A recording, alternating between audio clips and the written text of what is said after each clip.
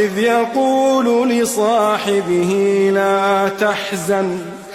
لا تحزن إن الله معنا لا تحزن إن الله معنا